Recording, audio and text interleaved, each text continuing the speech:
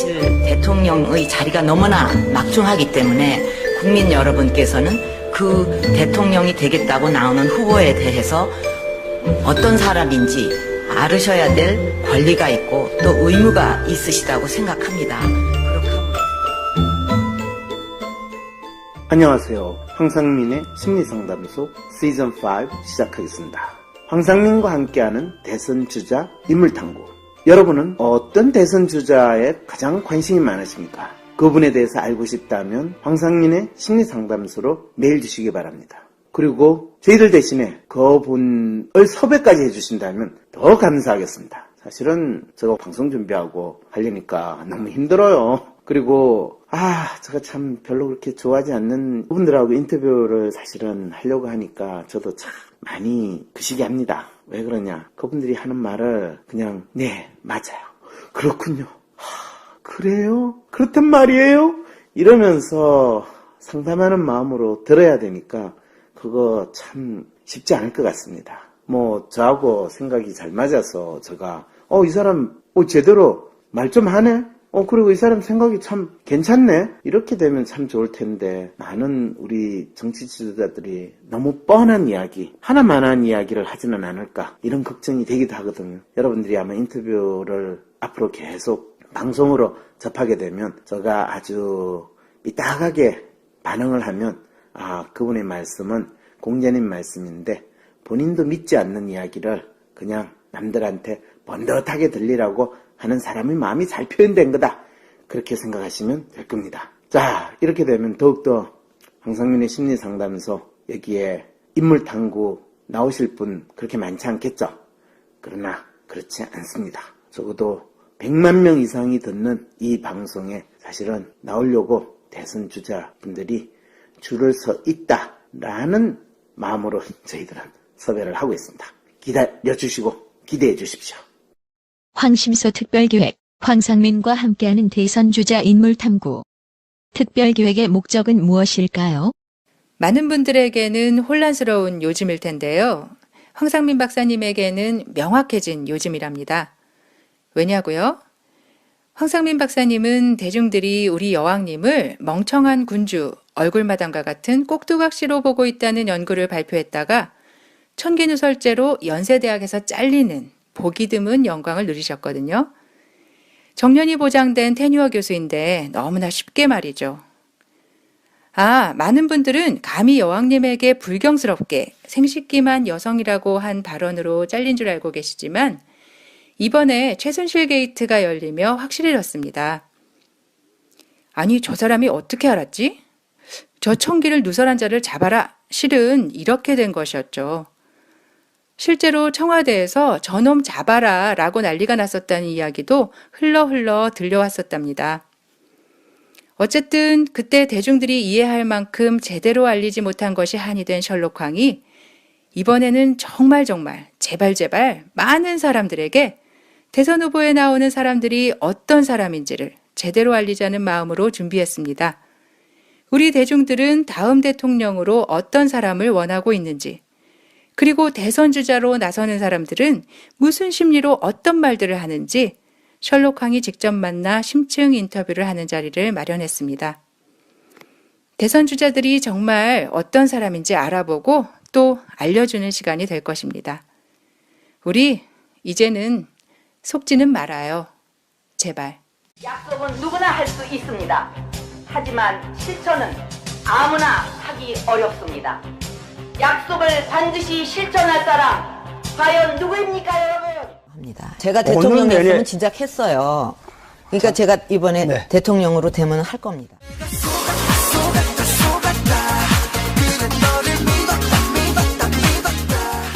오늘은 황상민과 함께하는 대선 주자 인물탐구. 그 첫 번째는 이재명 성남시장입니다. 사실 다른 대선 주자들은 섭외가 쉽지는 않습니다.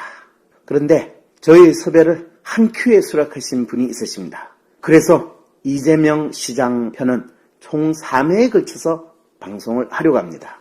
오늘 그 첫 번째 방송에서는 현 시국에 대한 이재명 시장의 생각을 들어보았습니다. 여러분들은 과연 이 사람이 어떤 사람인지 관심을 가지고 들어봐 주시기 바랍니다.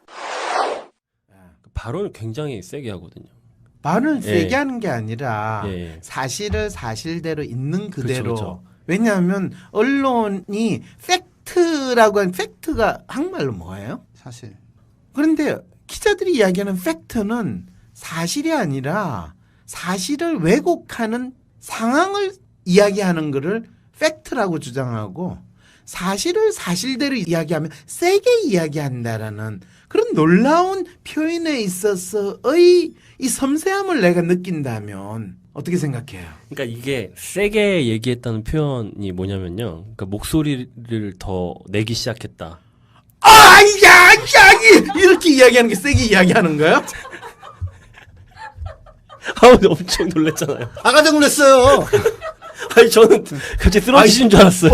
이렇게 이야기하면 세게 이야기하는 거고 놀래는 거고. 네, 오늘 세게 이야기하시는 두 분이 만나셨습니다. 드디어 적수를 만난 것일까요?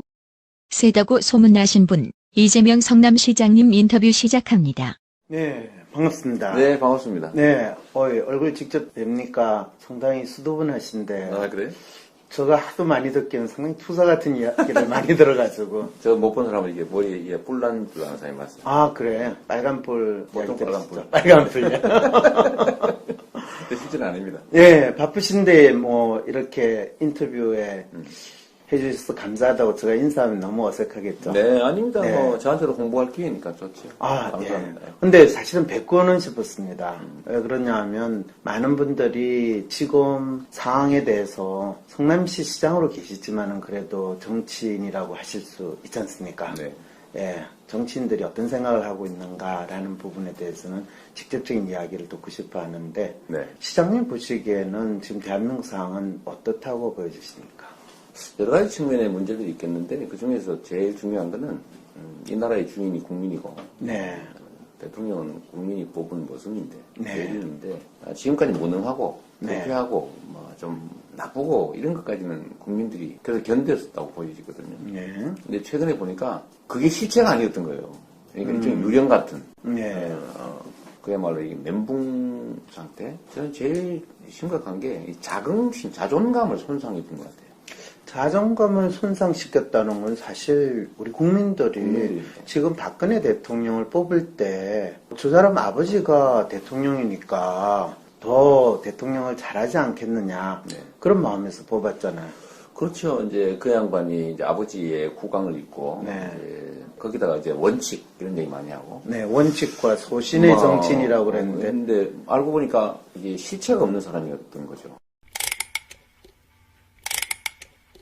근데 실체가 없다는 이야기는 사실 그분이 국회의원을 할 때도 뚜렷하게 없는데도 그럼에도 불구하고 있으면 주면 좋다라는 그 마음이 사실 국민들한테 뚜렷이 있었지 않습니까?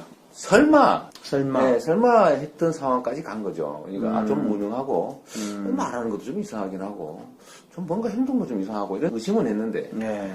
그래서 설마 그래도 뭐 어차피 지금까지 대통령 하신 분들 대통령 되기 전에는 나름대로 유능할 것 같고 상당히 일을 잘할 것 같고 근데 대통령 되고 나면 국민들이 기대하는 거하고 상당히 다르게 행동을 하고 또 뭐 설마 저 정도까지 무능하겠냐 뭐 지금 대통령 전에 MB 대통령도 상당히 유능하다고 본인이 일 잘한다고 주장했는데 국민이 하지 말라는 일만 골라서 하고 뭐 자원외교 이런 거 하면서 엄청나게 많이 사기당하다시피 하는 그런 일을 했는데 그런 거 보면 그러니까 MB는 환상이 예를 들면 네. 경제적으로 우리 혹시 잘 살게 해주지 않을까? 그렇죠. 그 사람이 성공한 걸로 보니까 그렇죠.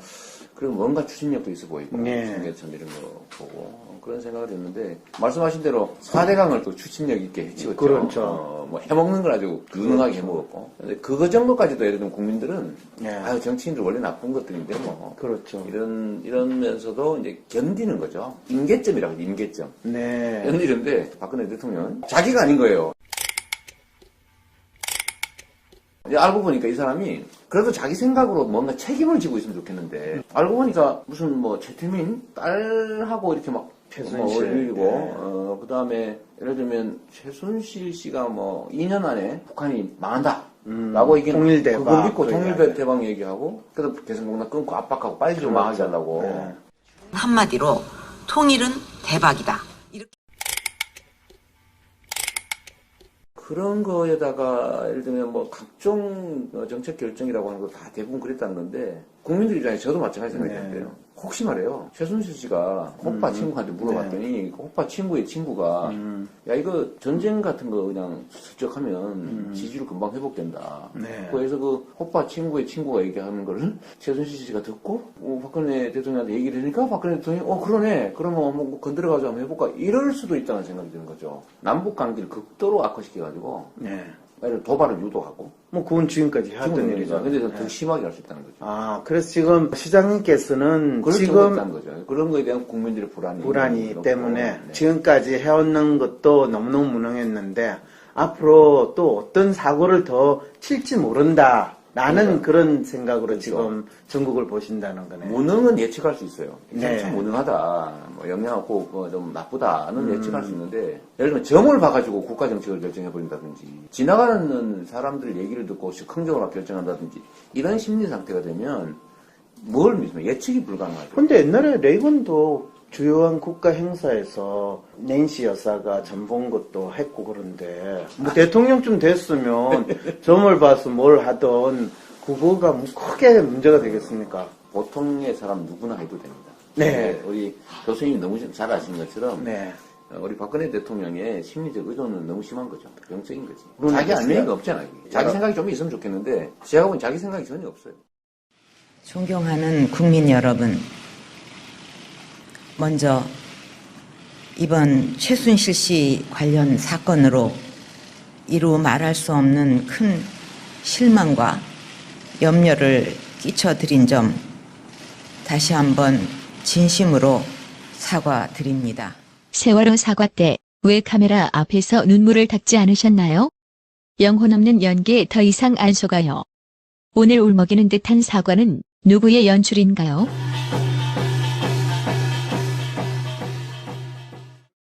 자기 생각이 없는 사람이지만 그래도 대한민국이 이렇게 시스템도 갖춰져 있고 저런 자기 생각이 없는 사람일수록 우리가 잘 조정하면 내가 조금이라도 권력을 행사하는데 더 좋고 특히 언론 입장에서 뭐 소위 말하는 조중동 보수 언론 입장에서는 자기 생각이 없는 대통령일수록 훨씬 더 국민들에게 영향을 미칠 수 있는 언론의 힘을 더 극대화할 수 있고 본인들 비즈니스 하는데 더 도움이 되지 않습니까? 기득권자들 입장에서는 그렇죠. 기득권자들 입장에서는 예를 들면 같이 해먹는 입장이니까. 최종 권한을 가진 사람이 속이 비어있을수록 편하고. 좋죠. 근데 애들 당하는 쪽, 세상이라고 하는 게 어떤 시스템이나 구조에 의해서 득을 보는 쪽이 소수가 있고. 그렇죠. 대다수는 손실을 보죠. 그런데 그 대다수의 분들이 지난번 선거에서 이 박근혜 대통령을 뽑았잖아요. 그 후회하고 있잖아요, 지금. 후회하고 있다. 그럼 할 수 없이 임기 끝날 때까지 참고 기다려야 되잖아요. 저는 그렇게 생각 안 하고요. 네. 그러기에는 너무 피해가 커요. 너무 피해가 크다. 지금 일부에서 혹시 사퇴, 네. 탄핵 뭐 이런 유고가 발생했을 때 국정 혼란, 네. 헌정 중단 사태가 온다 이렇게 주장하는데요. 네. 첫째로 헌정 중단이란 원래 없는 거죠. 그렇죠. 그 대리 대행 체계가 다 만들어져 있어요. 그렇죠. 두 번째로는 국정 혼란이 온다는데 혼란 오겠지요. 근데 어떤 지금보다 혼란에서는? 더 혼란스럽지는 않다는 거예요. 지금 이 상태는 동의합니다, 아주 저도. 이 예. 고통이 길고 예. 깊은데 그렇죠. 그 차라리 조금 더 예를 들면 좀 더 깊더라도 빨리 네. 끝내버려야 고통의 총량이 줄어들죠.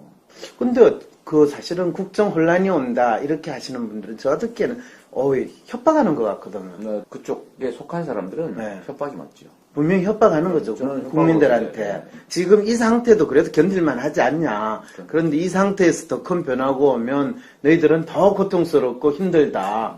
그렇죠. 예를 들면 경제적 상황도 나빠질 수 있고 그 얘기 하는 사람도 있어요. 네. 서민의 삶이 나빠진다는 소리 하는데 지금 더 나빠질 게 어디 있습니까?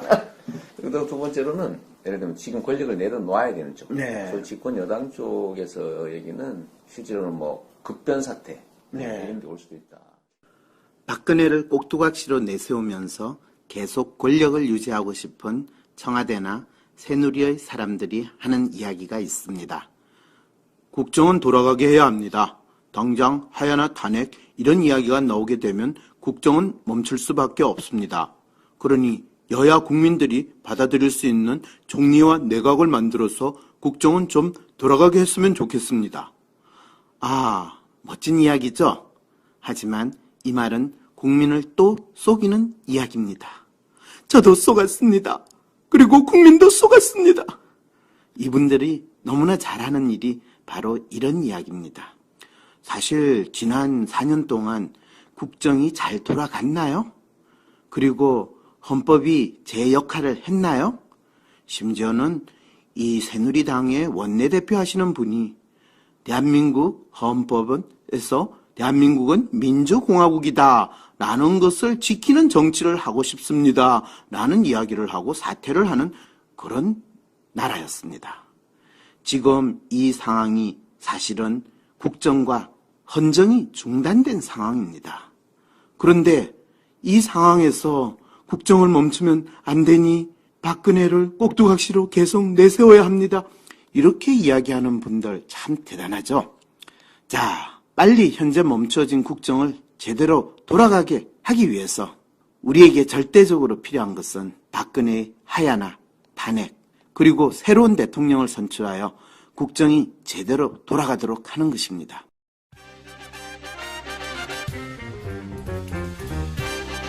황상민의 심리상담소 송년의 밤. 나도 모르는 내 마음을 쪽집게처럼 꿰뚫어보는 심리학계의 셜록 홈즈. 황상민 박사를 오프라인에서 직접 만나 이야기를 들어볼 수 있는 황상민의 심리 콘서트 시즌2가 오는 12월 17일 충정로 벙커에서 열립니다. 지난 심리 콘서트 시즌1에서는 삼국지 인물들의 심리 분석을 통해 난세에 살아남는 법을 알아보았는데요. 이번 시즌2에서는 1년여 넘게 진행해온 팟캐스트 황상민의 심리상담소의 공개방송 형식으로 셜록 황이 개인의 이슈와 사회 이슈를 풀어가는 과정을 직접 생생하게 만나보실 수 있습니다. 그동안 황심소에서 다뤄졌던 상담의 사연자들도 직접 초대해 셜록황과 함께 이야기해보고 또 시사 이슈에 대해서 다양한 패널들과 함께 즉석에서 풀어보는 과정을 통해 나도 모르는 내 마음을 알아보는 시간이 될 것입니다. 황심소를 들으면서 너무 공감 가셨던 분들 혹은 나는 이것은 도무지 이해가 안 간다 하셨던 분들 직접 문답할 수 있는 시간도 마련하였으니 직접 만나러 오세요.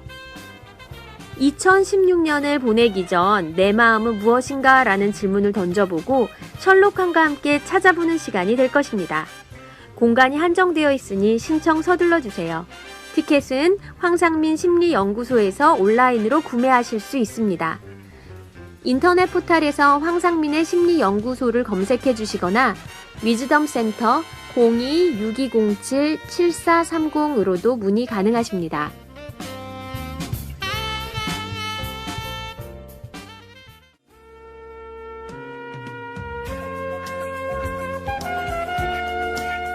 오는 11월 26일 토요일 위즈덤 센터에서 열리는 WPI 기본과정 워크숍 안내입니다. 위즈덤 센터에서 진행되는 이 기본과정 워크숍에 참여하시면 WPI 개발자이신 황상민 교수로부터 직접 성격 심리 원리와 WPI 기본 유형 그리고 프로파일 해석의 기초를 배우실 수 있습니다. 자기 자신을 있는 그대로 바라보고 사랑하고 싶으신 분, 내가 살아가면서 겪고 있는 반복적인 문제를 이젠 풀어보고 싶으신 분, 가족과 직장 동료들과의 관계에서 불안하고 고민이 있으신 분, 자기 분야의 WPI를 활용하고 싶으신 분, 그리고 WPI를 활용한 상담과 코칭에 관심이 있으신 분, 이 밖에도 다양한 필요를 가지신 여러분들께 좋은 배움의 기회가 될 것 같습니다. WPI 기본 과정 신청 또는 문의사항은 위즈덤 센터 홈페이지 공지사항을 확인하시거나 전화 또는 메일 주시면 되겠습니다. 전화번호는 02-6207-7430, 이메일 주소는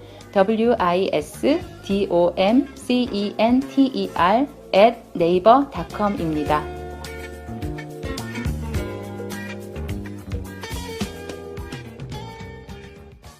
재밌는 건 야당이라고 하는 그 두 쪽은 지금 이 상황에서 뭐 거국 내각 이야기나 하고 있지 지금 당장 저는 내일이라도 박근혜 대통령이 하야 선언을 하고 사실은 그분이 지난 4년 동안도 대통령 역할을 과연 했을까에 대해서는 그냥 여왕님으로 폼 잡는 거는 했지만은 주요 국가 정책의 의사결정은 당신이 알고 결정한 게 거의 없는 상황인데. 제가 봐도 그렇습니다. 그런데 사실 지금 상태보다 더 혼란스럽기가 쉽지 않은데 왜 야당에서는 적극적으로 지금 빨리 물러나라는 소리를 못 하나요? 제가요. 네. 우리나라 정치의 사실은 중심에 있지는 않잖아요. 그렇죠. 변방도 아닙니다, 사실. 잊혀진 공간에 계시죠. 또 그렇게까지 했다. 성남시 인구가 얼마쯤 됩니까? 뭐 100만 가까이 되지. 생각보다 크네요. 무시하고 있어요. 100만이면 나름대로 자부심을 가지고 정치의 변방이라고 하실만 하십니다. 어쨌든 바깥에서 정치를 뛰다 보니까 묘한 현상을 제가 하나 발견했어요. 어떤 현상을 발견하셨어요? 원래 이 정상적인 정치 구도에서는 집권한 세력들은 네. 원래 과반수를 넘어서 집권하는 거죠. 그렇죠. 그러면 집권한 순간부터 전체를 책임져야 됩니다. 그게 이제 국정에 대한 책임이죠. 네. 그런데 야당은 도전자 입장이 있고 주도권은 여당 정부가 가지고 있는 거니까 거기에 대해서 잘하는 건 그냥 당연한 거니까 잘하는 건 당연한 거잖아요. 네. 박수 칠 필요 없죠. 잘못되는 거 그렇죠. 교정하고 우리가 요구할 거 요구하고 네. 그냥 기본적으로 안티일 수밖에 없잖아요. 그죠? 그럼요. 근데 이걸 발목 잡는다 그러면 무서워해요. 발목 잡는 게 원래 야당이 하는 일이에요. 야당의 역할인데 사실은 지금 견제 야당이 감시가 있다니까. 뭐 MB 때도 그렇지만 특히 이번 정권들 박근혜 정권 들어와서 야당이 발목 잡는다에 대해서 전혀 적절하게 대응을 못하는. 그건 원래 발목 잡는 게 원래 본질적인 역할인데 왜 그렇게 뻔뻔하게 이야기를 못합니까? 근데 야당은 일상적으로는 견제 감시 활동을 하고 네. 두 번째는 자기 지지 세력을 철저하게 좀 챙겨서 네. 집권을 하기 위해서 노력해야 되잖아요. 그렇죠. 집권할 때까지는 원래 자기 세력을 챙긴 거예요. 그리고 이미 하고 있는 것에도 견제하고. 그런데 지금 현재 상태를 제가 이렇게 유심히 보니까 이 새누리당은 네. 집권 여당인데도 불구하고 언제나 자기의 그 지지 기반을 집중적으로 챙깁니다. 악착같이. 예. 이 반대하는 예를 들면 뭐 대중들을 가차없이 무시하고 예. 짓밟고 그럼요. 또 이익을 나누는데도 예산 편성이나 뭐 국가 정책 결정에도 철저히 자기 중심. 그러니까 자기들 이익을 지키는 데는 네, 귀신 네, 같은 귀신. 재주가 있어요. 그러니까 자기 촉을 단단하게 챙깁니다. 그리고 국민 전체 이름으로 사실 그걸 관철해 나가죠. 그런데 야당은 뭘 하고 있냐 보면은 아니 정부를 너무 걱정하고 있어. 집권 여당의 태도로 국가 운영을 막 걱정을 하는 거예요. 그거는 야당이 우리가 곧 집권할 거니까 우리도 국가 전체를 걱정하는 그런 마음이 있다는 걸 보여주고 싶어서 그런 거 그건 아닐까요? 베이스이고, 예. 그건 베이스이고 주로는 네. 정책적으로든 도전자니까. 네. 정당은 정권 장악의 존재 이유가 있는 거잖아요. 네. 정권 장악을 하면 자기 지지층을 철저히 챙기고 전체를 챙기는 건 상대적으로는 집권 여당의 몫이니까 비중 조절을 해야 되는데 이게 완전히 바뀌어 있어요. 그러니까 야당은 주로 혹시 이 국정이 어떻게 되면 어떻게 되나 이런 걱정을 하고 여당은 야 우리 식구 어떻게 챙기나 이거 하고 있는 거예요. 근데 지금 말씀하신 야당이 국정을 걱정하고 국가 전체를 걱정한다라는 거는 대부분의 국민들 입장에서는 전혀 느낌이 안 오거든요. 아니 그러니까 자기 역할의 가장 기본은 기본적으로 국가의 이익이라는 걸 베이스로 깔고 네. 그 안에서도 자기 세력 또는 자기 지지층을 확대 강화하기 위한 역할을 해야 되잖아요. 예를 들면 네. 정권 교체를 바라는 국민들이 명시적으로 요구하는 것들을 좀 세게 국민들 입장을 대변해야 되잖아요. 그런데 지금 한번 보십시오. 집권 여당은요 뻔뻔스럽게 당신들이 하자는 거 다 했잖아. 국민들이 했잖아. 그렇죠. 뭐 더 어쩌라는 거야. 그렇죠. 지금 하야 요구하는 거야 이러고 나가고 있거든. 네. 근데 야당이 하야 요구하면 혹시 진짜 하야 해가지고 혼란 올까봐 하야 얘기 못하는 거 아니에요? 그러니까 역할이 챔피언이 도전자처럼 세게 네. 상대를 때리고 있고요. 네. 도전자는 챔피언인 줄 알고 방어에 열심히 하고 있어요. 네. 지금도 국민들이 바라는 바는 이미 대통령 아니고 네. 본인도 상실했고 그렇죠. 실체도 없고 본인이 무능하다고 자백했고 더 이상 국가 운영을 책임지는 것 자체가 국가의 혼란일 뿐만 아니라 본인도 불행하니 그만두시오. 아니면 우리가 강제로라도 국민의 힘으로 내보내겠습니다. 라고 그러게. 하지 않나요? 맞아요. 근데 문제는 이렇게 하면 진짜 나갈까봐 걱정을 하는 거예요. 야당이. 그러더라고요. 진짜 나가면 혼란 오지 않냐. 그래서 제가 이런 얘기 했습니다. 네. 저 집단이 어떤 집단인데 이 현직 대통령의 아버지는 별로. 탱크를 몰고 네. 나라를 뺏은 사람이에요. 그리고 현 당, 새누리당은 수백 명 광주 시민들을 학살을 하고 네. 권력을 만들겠다고 권력을 잡겠다고 들어온 쿠데타 세력들입니다. 그럼요. 그 후예의 새누리당, 그렇죠. 그 아버지의 딸, 이들이 아, 국민이 우리가 나가기를 원하는구나, 막, 100% 원하는구나, 가자고 막, 이러겠습니까? 절대 안 가고, 네. 오히려 현재 합법적으로 부여된 권력을 더 강화하려고 할 겁니다. 그러면 그리고 혹시라도 그만두는 상황이 진짜 오면요. 네. 자기들한테 가장 유리한 상황을 만들어 놓고 후퇴할 겁니다. 아, 절대로 이거를 그냥 주지 근데 않아요. 시장님, 그런 간단한 거를 지금 야당 지도자들은 모를까요? 아는데 그냥 조심하는 것 같아요. 몸조심한다. 아니. 말년병장 몸조심하듯이. 그거는 교수님이 해석하시고, 예. 셜록황은 야당의 무능함을 지적하였는데요. 이재명 시장은 야당이 국가 전체를 걱정하는 면과 신중할 수밖에 없는 입장에 대한 이해를 이야기했습니다. 지금 오히려 여당과 야당의 역할이 바뀌어 버린 상황 같다고요. 저는 진짜 이분들이 어차피 1년 4개월 후에 임기 끝나고 나면 뭐 대통령 될 가능성이 높으니까 왜 지금 뭐 민주당이든 국민의당 둘 중에 한 사람이 되지 않겠는가 이렇게 믿고 있다면 국민들은 그 꼬라지를 못 봐서 새누리당 다시 찍어줄 마음도 얼마든지 일어날 수가 있다는 생각까지는 안 드십니까? 저도 그런 생각이 들죠. 왜냐하면 네. 반격할 겁니다. 이 사람들이 온갖 나쁜 짓 해놓고요. 예. 정비한 다음에 다른 사건으로 덮고 그리고 뒤통수 치는 데는 치고, 아주 재주가 좋으신 네, 분들이거든요. 반격하는 데는 뭐 제가 보기엔 대한민국 최고의 세력 아닙니까? 네. 세월호 때도 그랬어요. 그 7시간 동안 대통령이 400명이 넘는 국민들이 온 국민이 지켜본 생중계하는 가운데 네. 물에 빠져 죽었잖아요. 네. 그 가혹한 현장을 안 보고 어디 가서 뭘 했냔 말이에요. 그 대통령이 이게. 그래서 그때는 아주 심각한 위기였죠, 2년 전에. 그때 그렇죠. 눈물 흘리면서 넘어갔잖아요, 그죠? 네. 그걸 뭐 다 해줄 것처럼 얘기하고. 그래서 싹 지나고 사람들의 뭐랄까, 이 감성적 상처나 이런 조금 안으로 들어가니까 싹 내몰래라 하고 지금. 오히려 진상조사 방해하고. 이러고 있지 그렇죠. 않습니까? 그렇죠. 지금도 요거 작전이 다 보이죠. 저 사람들은. 거국내가 가자는데, 거국내가 하자! 이래놓고는 그럴 겁니다. 누가 할지를 가지고 바로 좋은 그렇죠. 거야. 그렇죠. 이게. 예. 이거 다 되고 안 돼, 저건 안 되고. 그렇죠. 뭐 네. 그러다 보면 네가 할래, 내가 할래 그러다 그렇죠. 보면 사람들 시선이 여기에서 싹 바뀌는 거죠. 맞습니다. 순실이에서 맞습니다. 이게 이미 새누리당과 박근혜에 집중돼야 될 시선을 최순실로 돌린 데 성공했거든요. 그럼요. 이게 무슨 최순실 게이트야, 예. 박근혜 게이트죠. 맞습니다. 근데 요것도 조금만 지나면 총리를 누가 하지? 이걸 한 다음에 그 다음 또 준비돼 있어요. 개헌을 어떻게 하지? 이러면 개헌하면은 그 다음부터는 아무 얘기도 안 보입니다.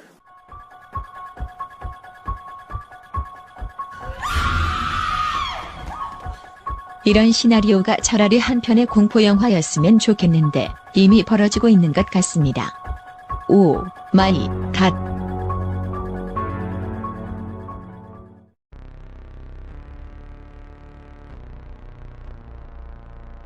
헬조선에서의 심리 독립을 돕는 방송 황심소입니다. 황심소가 더욱 많은 사람들의 심리 독립을 도울 수 있도록 후원해주세요. 방법은 아주 간단합니다. 팟빵 공지사항의 정기 후원 신청 링크 클릭. 사연 PDF 파일에 상단 배너나 링크를 클릭. 황심소 네이버 카페에서도 하실 수 있습니다. 아참, 카카오톡에서 황심소 친구 맺기를 하고 톡을 보내주세요. 후원 링크를 보내드리겠습니다. 나와 나의 이웃의 심리적 해방을 위해 작지만 의미 있는 동참을 해보시기 바랍니다. 안정적인 직장 번듯한 집과 차 부자가 되면 행복할 수 있을까 만약 대통령이 바뀐다면 그분이 날 구원해 줄 수 있을까 힐링도 위로도 이젠 지친다고 하네 다들 문제 엉뚱한데서 찾네 저는 속았습니다.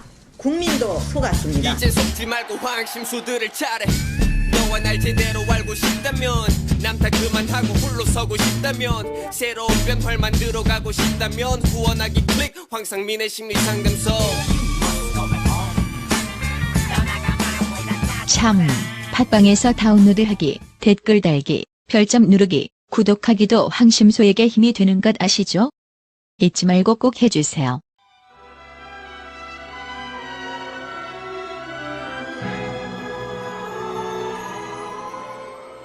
자녀들과 학생들의 공부 때문에 고민이 많으신 부모님들, 학교 선생님들과 학원 선생님들을 위해 위즈덤 센터에서 아이를 살리는 WPI 성격 유형별 공부법 워크샵을 개최합니다. 아이를 살리는 WPI 성격 유형별 공부법 워크샵에서는 WPI 성격 유형에 따라 각 학생들이 경험하는 공부의 어려움과 자신의 성격에 맞는 맞춤 공부법을 알려줍니다. 자세한 안내사항은 황심소 공고 또는 위즈덤센터 홈페이지의 공고를 확인하시거나 위즈덤센터로 전화나 이메일을 통해 연락주세요. 전화번호는 02-6207-7430이고 이메일 주소는 wisdomcenter@naver.com입니다.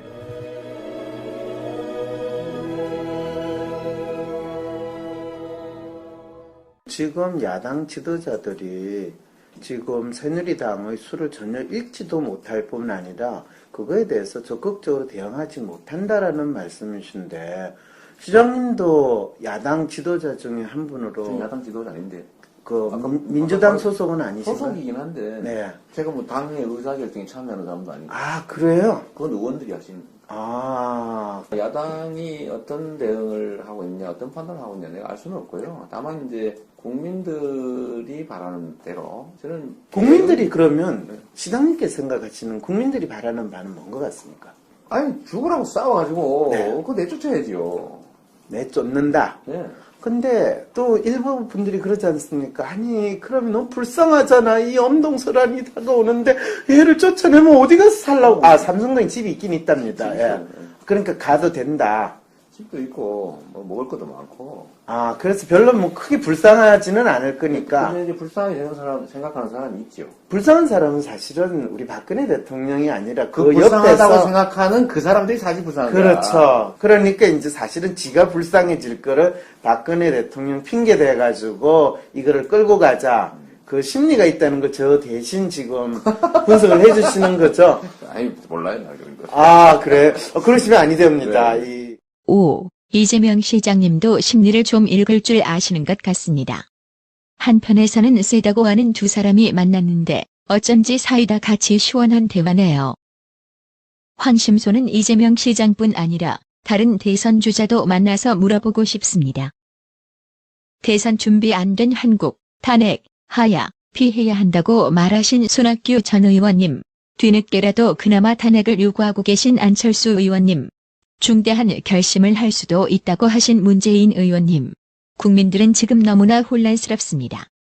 자칫 이대로 또 매국노들에게 나라를 빼앗길까봐, 그리고 빼앗기고도 그걸 또 모르고 지낼까 봐요. 당신들이 나서서 해야 할 역할은 무엇입니까? 지난 총선에서 우리가 왜 야당에 표를 던졌습니까? 이야기해 주실 수 있으십니까?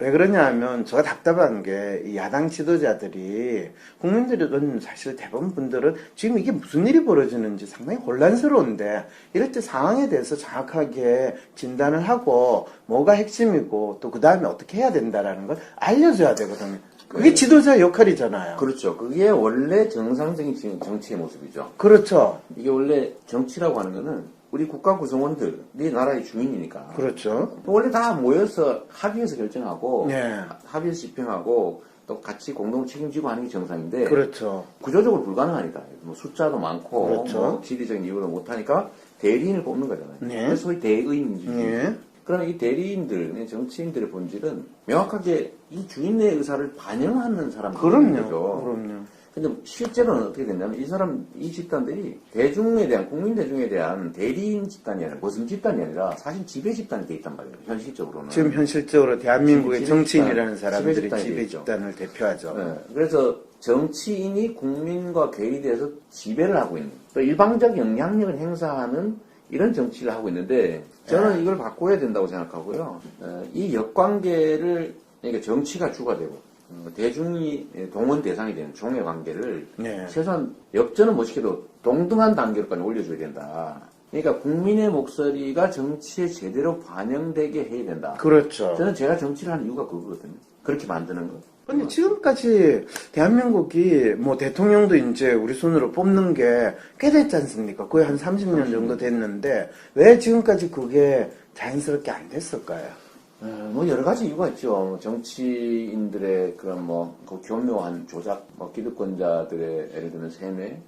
그 말은 되게 정치인으로 나서는 인간들이 기득권을 가진 사람들이었고 그 사람들이 주로 편입되죠, 또. 그렇죠. 자연스럽게 권력을 조금이라도 가지면 거기에 자동스럽게 기득권화돼 버리는 거죠. 물러나기 어렵죠. 그런 거에다가 이제 국민들의 또 무관심 이런 게 있는데 제일 중요한 이유는 제가 보기에는요. 네. 이 정보 전달이 잘 안 돼서 그런 것 같아요. 정보 전달이 안 된다는 거는 사람들은 누군가가 판단을 요구한다고 해서 판단하지 않거든요. 네. 주어진 정보에 따라 판단하잖아요. 네. 그래서 정보가 세상을 지배하죠. 사람을 지배하고. 일방적인 정보를 막 주입하면은 다 일배되는 거예요. 저도 한때 일배였으니까. 진짜 일배를 말하는 것이 아니라 왜곡된 정보에 사로잡힌 사람을 말하는 것입니다. 근데 사람들이 많은 정보가 있으면 있을수록요, 그 정보를 제대로 판단을 못해요. 많이 양이 있냐 없냐가 아니라 네. 정확한 토론의 장. 그렇죠. 정보 토론 전달의 예, 장이 그렇죠. 안 만들어지고 있다는 거죠. 그렇죠, 그렇죠. 그러니까 그걸 막는 게 주로는 언론들이 그 역할을 했던 거고. 그렇죠. 국민들끼리 소통과 그 나눔의 장을 못 갖게 이렇게 차단을 했단 말이에요.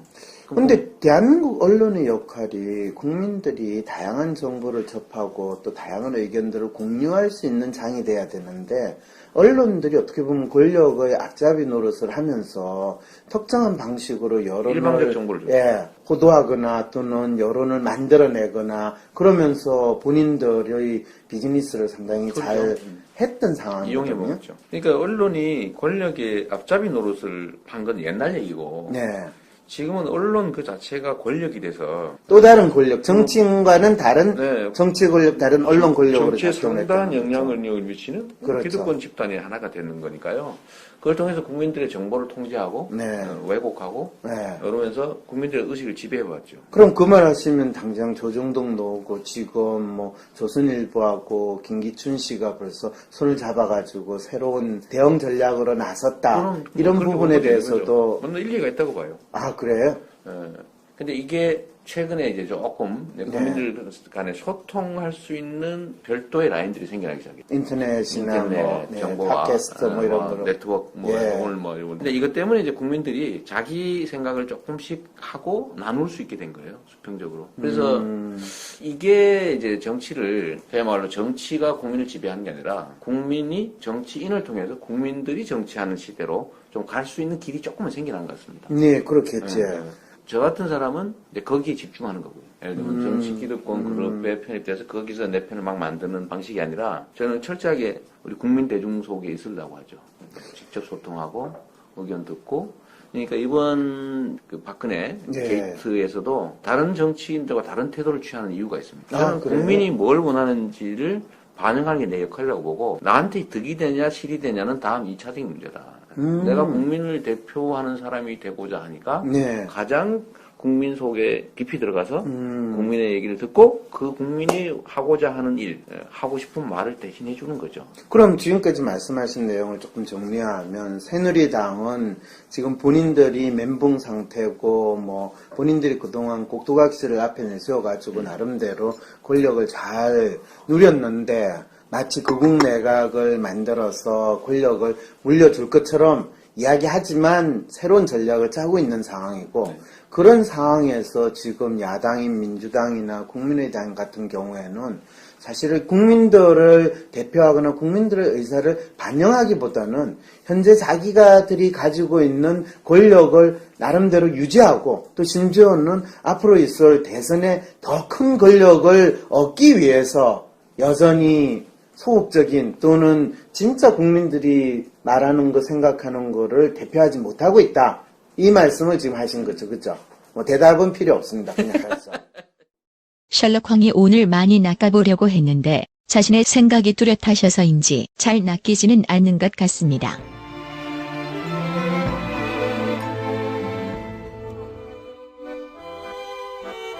오늘 사과문에서 우리 뭐라 불러야 할지 모르는 그분께서 이런 말씀을 하셨네요. 저 스스로를 용서하기 어렵고 서글픈 마음까지 들어 밤잠을 이루기도 힘이 듭니다. 무엇으로도 국민들의 마음을 달래드리기 어렵다는 생각을 하면 내가 이러려고 대통령을 했나 하는 자괴감이 들 정도로 괴롭기만 합니다. 네, 저도 가슴이 찢어집니다. 그런데 대통령 되기 전에 무슨 소리 하셨죠? 제가 대통령이었으면 진작 했어요. 그러니까 제가 이번에 대통령으로 되면 할 겁니다. 네, 이런 소리 하셨습니다. 이것이 같은 멘탈, 같은 심리에서 나오는 말입니다. 자신이 무슨 말을 하는지 모르고 하는 분입니다. 빨리 혼을 불러오세요.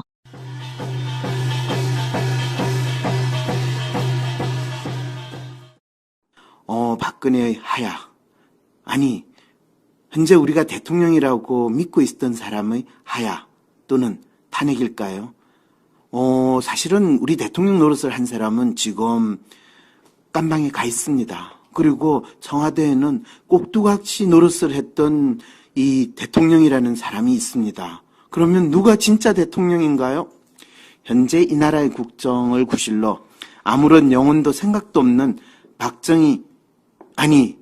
박근혜 대통령을 인질로 삼고 또 이거를 협박을 하는 인질범들이 현재 청와대 계시는 분들, 새누리당에서 큰소리 치시는 분들, 어쩌면 검찰 또는 언론에서 나와서 다 마치 나는 몰랐어요. 나도 속았어요. 최순실 누구예요? 이렇게 이야기하시는 분들 아닐까요? 이들이 공범이고 내부자이며 매국노라는 것에 대해서 이제 우리 국민들이 제대로 알아야 될 것 같습니다. 자, 대한 독립 만세를 외치는 그 심정으로 이제는 우리가 다시 빼앗긴 나라, 인질범에게 빼앗긴 나라 찾아야 되겠습니다.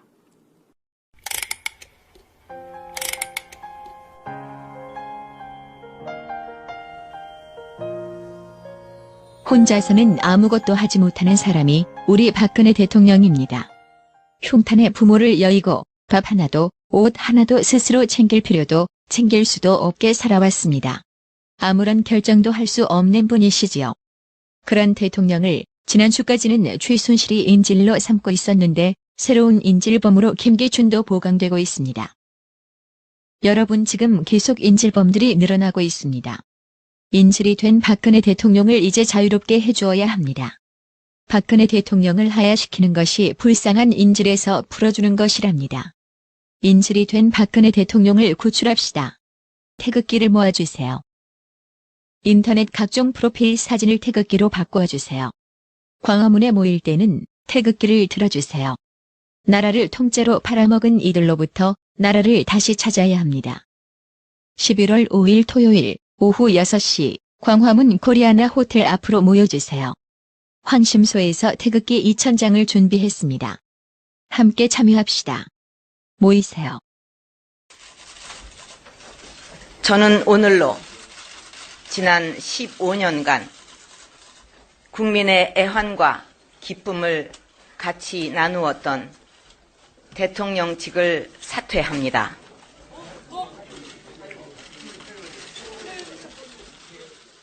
(15년간이나) 대통령의 마음으로 살아오시고 4년간 꼭두각시를 해오신 우리 여왕님. 네, 부디 내려오세요. 황심소를 듣고 계신 여러분, 황심소는 유튜브, 페이스북, 카톡, 네이버 카페, 인스타, 네이버 모두 홈페이지를 운영하고 있습니다. 황심소를 검색하고 팔로우해주세요. 더욱 핵심적인 정보를 전달해드리겠습니다. 많은 사람들이 더 이상 속지 않도록 황심소를 응원하고 공유해주세요. 잠깐만요. 아직 방송 끝나지 않았습니다. 여기저기서 시선 끌기 사건이 빵빵 터지는 요즘 여러 가지가 혼란스러우시죠? 황심소에서 짧게 정리해드립니다. 노무현의 브레인으로 불렸던 김병준 씨가 국무총리 자리를 수락하면서 노무현 정신에 부합하느냐는 한 기자의 질문에 그러하다고 답했다고 합니다. 이 이슈는 어떻게 받아들여야 할까요? 이 정도의 국정, 이런 헌정이라면 중단되는 게 맞다는 민의도 상당하거든요. 그 부분에 대한 의견인가요? 그 지금 총리 지명을 수락하신 게 노무현 정신에 부합하는지에 대한 의구심이 상당하거든요. 그 부분을 좀 말씀해 주세요. 노무현 정신에 저는 부합한다고 봅니다. 노무현 정신의 본질은 이쪽 저쪽을 가리는 것이 아니라 국가를 걱정하고 국정을 걱정하는 것이라고 저는 생각을 합니다. 네, 개소리입니다. 자신의 욕심을 채우면서 노무현 정신을 팔면 안 되죠. 노무현을 그리워하는 국민들의 가슴에 또 상처를 내면 안 되죠. 노무현 정신이 무엇입니까? 반칙과 특권을 깨고 사람 사는 세상을 만드는 것입니다. 스스로 반칙과 특권을 가지겠다고 하면서 왜 노무현 대통령의 이름을 파시나요? 과거 노무현 대통령 시절에 한자리 했던 분들이 꼭두각시 정권에서 노무현 정신을 팔아먹고 있네요. 정말 통탄스럽습니다. 말로만 국가와 국민을 걱정한다고 주장하는 것은 우리 여왕님의 대표적인 표현 아닌가요? 그런데 그것을 노무현 정신이라 주장하면 부끄러운 줄 아셔야죠. 오늘 방송은 여기까지입니다. 이재명 시장 편은 총 3부이며 오늘 1부에서는 이재명 시장의 현 시국에 대한 생각을 들어보았습니다. 다음 월요일 업데이트되는 2부에서는 시정 운영에 대한 질문으로 이재명 시장의 문제 파악과 해결 방식에 대해 알아보는 시간이 되겠습니다. 기대해 주세요. 대선 주자들은 섭외가 쉽지는 않습니다. 그런데 저희 섭외를 한 큐에 수락하신 분이 있으십니다. 그래서 이재명 시장 편은 총 3회에 걸쳐서 방송을 하려고 합니다. 오늘 그 첫 번째 방송에서는 현 시국에 대한 이재명 시장의 생각을 들어보았습니다. 여러분들은 과연 이 사람이 어떤 사람인지 관심을 가지고 들어봐 주시기 바랍니다. 발언을 굉장히 세게 하거든요. 말을 예. 세게 하는 게 아니라 예. 사실을 사실대로 있는 그대로. 그렇죠. 왜냐하면 언론이 팩트라고 하는 팩트가 한국말로 뭐예요? 사실. 그런데 기자들이 이야기하는 팩트는 사실이 아니라 사실을 왜곡하는 상황을 이야기하는 것을 팩트라고 주장하고 사실을 사실대로 이야기하면 세게 이야기한다라는 그런 놀라운 표현에 있어서의 이 섬세함을 내가 느낀다면 어떻게 생각해요? 그러니까 이게 세게 얘기했다는 표현이 뭐냐면요. 그러니까 목소리를 더 내기 시작했다. 이렇게 이야기하는 게 세게 이야기하는 거야?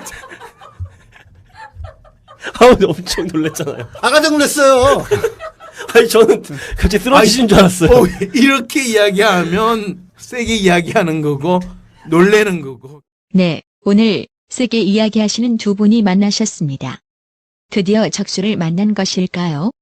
세다고 소문나신 분, 이재명 성남시장님 인터뷰 시작합니다. 네, 반갑습니다. 네, 반갑습니다. 네, 얼굴 직접 뵙니까 상당히 수도분하신데. 아, 그래요? 제가 하도 많이 듣기는 상당히 투사 같은 이야기를 많이 들어가지고. 저 못 본 사람은 이게 머리에 뿔난 사람이 맞습니다. 아, 그래. 빨간 뿔. 보통 빨간 뿔. 빨간 뿔. 실제는 아닙니다. 예, 바쁘신데 뭐 이렇게 인터뷰에 해주셔서 감사하다고 제가 인사하면 너무 어색하겠죠? 네, 아닙니다. 네. 뭐 저한테도 공부할 기회니까 좋죠. 아, 감사합니다. 예. 근데 사실은 뵙고는 싶었습니다. 왜 그러냐 하면 많은 분들이 지금 상황에 대해서 성남시 시장으로 계시지만은 그래도 정치인이라고 하실 수 있지 않습니까? 네. 예, 정치인들이 어떤 생각을 하고 있는가라는 부분에 대해서는 직접적인 이야기를 듣고 싶어 하는데, 네. 시장님 보시기에는 지금 대한민국 상황은 어떻다고 보여주십니까? 여러 가지 측면의 문제들이 있겠는데 그 중에서 제일 중요한 거는 이 나라의 주인이 국민이고 네. 대통령은 국민이 뽑은 모습인데 네. 내리는데 지금까지 무능하고 네. 부패하고 좀 나쁘고 이런 것까지는 국민들이 그래서 견뎠다고 보여지거든요. 네. 근데 최근에 보니까 그게 실체가 아니었던 거예요. 그러니까 일종의 유령 같은 네. 그야말로 이 멘붕 상태. 저는 제일 심각한 게 이 자긍심, 자존감을 손상해 준 것 같아요. 자존감을 손상시켰다는 건 사실 우리 국민들이 지금 박근혜 대통령을 뽑을 때 저 사람 아버지가 대통령이니까 더 대통령을 잘하지 않겠느냐 네. 그런 마음에서 뽑았잖아요. 그렇죠. 이제 그 양반이 이제 아버지의 국왕을 입고 네. 이제 거기다가 이제 원칙 이런 얘기 많이 하고. 네, 원칙과 소신의 정치인이라고 그랬는데. 근데 알고 보니까 이게 실체가 없는 사람이었던 거죠. 근데 실체가 없다는 이야기는 사실 그분이 국회의원을 할 때도 뚜렷하게 없는데도 그럼에도 불구하고 있으면 주면 좋다라는 그 마음이 사실 국민들한테 뚜렷이 있었지 않습니까? 설마. 네, 설마 했던 상황까지 간 거죠. 그러니까 좀 무능하고 말하는 것도 좀 이상하긴 하고 좀 뭔가 행동도 좀 이상하고 이런 의심은 했는데. 네. 그래서 설마 그래도 뭐 어차피 지금까지 대통령 하신 분들 대통령 되기 전에는 나름대로 유능할 것 같고 상당히 일을 잘할 것 같고 근데 대통령 되고 나면 국민들이 기대하는 거하고 상당히 다르게 행동을 하고 또 뭐 설마 저 정도까지 무능하겠냐. 뭐 지금 대통령 전에 MB 대통령도 상당히 유능하다고 본인이 일 잘한다고 주장했는데 국민이 하지 말라는 일만 골라서 하고 뭐 자원외교 이런 거 하면서 엄청나게 많이 사기당하다시피 하는 그런 일을 했는데 그런 거 보면 대통령의 자리가 너무나 막중하기 때문에 국민 여러분께서는 그 대통령이 되겠다고 나오는 후보에 대해서 어떤 사람인지 알으셔야 될 권리가 있고 또 의무가 있으시다고 생각합니다. 안녕하세요. 황상민의 심리상담소 시즌 5 시작하겠습니다. 황상민과 함께하는 대선 주자 인물탐구. 여러분은 어떤 대선 주자에 가장 관심이 많으십니까? 그분에 대해서 알고 싶다면 황상민의 심리상담소로 메일 주시기 바랍니다. 그리고 저희들 대신에 그분을 섭외까지 해주신다면 더 감사하겠습니다. 사실은 제가 방송 준비하고 하려니까 너무 힘들어요. 그리고 제가 참 별로 그렇게 좋아하지 않는 분들하고 인터뷰를 사실은 하려고 하니까 저도 참 많이 그시기 합니다. 왜 그러냐? 그분들이 하는 말을 그냥 네, 맞아요. 그렇군요. 그래요? 그렇단 말이에요? 이러면서 상담하는 마음으로 들어야 되니까 그거 참 쉽지 않을 것 같습니다. 뭐 저하고 생각이 잘 맞아서 제가 이 사람 제대로 말 좀 하네? 그리고 이 사람 생각이 참 괜찮네? 이렇게 되면 참 좋을 텐데 많은 우리 정치 지도자들이 너무 뻔한 이야기, 하나만한 이야기를 하지는 않을까 이런 걱정이 되기도 하거든요. 여러분들이 아마 인터뷰를 앞으로 계속 방송으로 접하게 되면 제가 아주 삐딱하게 반응을 하면 그분의 말씀은 공자님 말씀인데 본인도 믿지 않는 이야기를 그냥 남들한테 번듯하게 들리라고 하는 사람의 마음이 잘 표현된 거다. 그렇게 생각하시면 될 겁니다. 자, 이렇게 되면 더욱더 황상민의 심리상담소 여기에 인물탐구 나오실 분 그렇게 많지 않겠죠? 그러나 그렇지 않습니다. 적어도 100만 명 이상이 듣는 이 방송에 사실은 나오려고 대선 주자분들이 줄을 서 있다라는 마음으로 저희들은 섭외를 하고 있습니다. 기다려주시고 기대해 주십시오.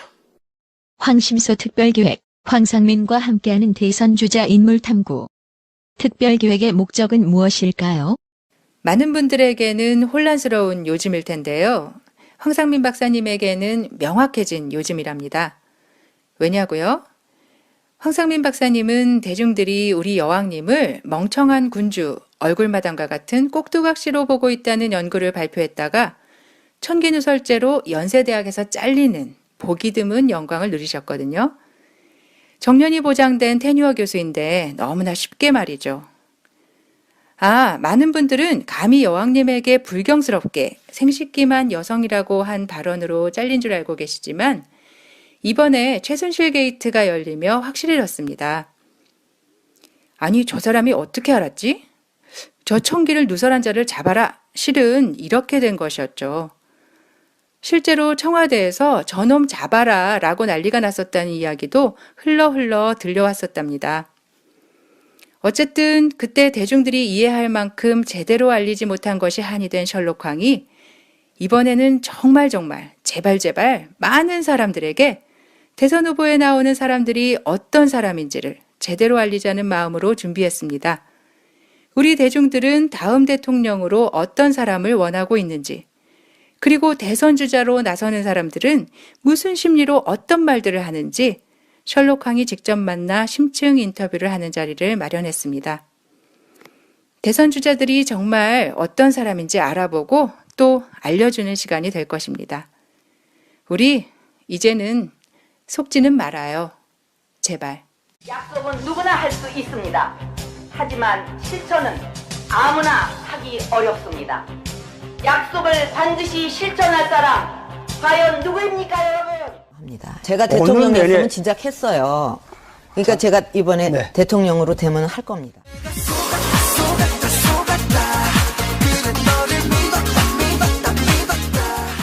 오늘은 황상민과 함께하는 대선 주자 인물 탐구.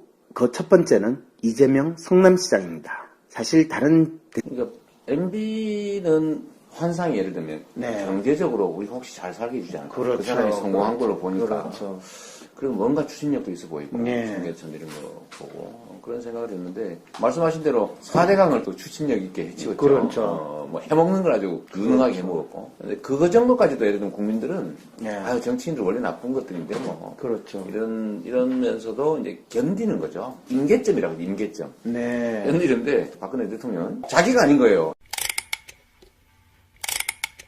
이제 알고 보니까 이 사람이 그래도 자기 생각으로 뭔가 책임을 지고 있으면 좋겠는데 알고 보니까 무슨 뭐 최태민 딸하고 이렇게 막 최순실. 올리고 네. 그다음에 예를 들면 최순실 씨가 뭐 2년 안에 북한이 망한다. 라고 얘기는 통일대박. 그거 믿고 그 통일대박 얘기하고 그래도 개성공단 끊고 압박하고 빨리 좀 망하게 하려고 네. 한마디로 통일은 대박이다. 그런 거에다가 예를 들면 뭐 각종 정책 결정이라고 하는 거 다 대부분 그랬다는 건데 국민들 입장에서 저도 마찬가지 생각했는데요. 혹시 말이에요. 최순실 씨가 호빠 친구한테 물어봤더니 그 호빠 친구의 친구가 야 이거 전쟁 같은 거 그냥 슬쩍 하면 지지율 금방 회복된다. 네. 그래서 그 호빠 친구의 친구가 얘기하는 거를 최순실 씨가 듣고 박근혜 대통령한테 얘기를 하니까 박근혜 대통령이 그러네. 그러면 뭐 건드려가지고 한번 해볼까. 이럴 수도 있다는 생각이 드는 거죠. 남북 관계를 극도로 악화시켜가지고 네. 도발을 유도하고 뭐 그건 지금까지 해왔던 일이죠. 근데 더 심하게 할 수 있다는 거죠. 아, 그래서 지금 시장님께서는 그럴 지금 경우가 있다는 거죠. 그런 거에 대한 국민들의 불안이 있고. 때문에 네. 지금까지 해왔는 것도 너무너무 무능했는데 앞으로 또 어떤 사고를 더 칠지 모른다라는 그런 생각으로 지금 전국을 보신다는 거네요. 무능은 예측할 수 있어요. 네. 참 무능하다, 뭐 영향 없고 좀 나쁘다는 예측할 수 있는데 예를 들면 점을 봐가지고 국가 정책을 결정해버린다든지 지나가는 사람들 얘기를 듣고 즉흥적으로 결정한다든지 이런 심리 상태가 되면 뭘 믿으면 예측이 불가능하죠. 근데 옛날에 레이건도 주요한 국가 행사에서 낸시 여사가 전 본 것도 했고 그런데 뭐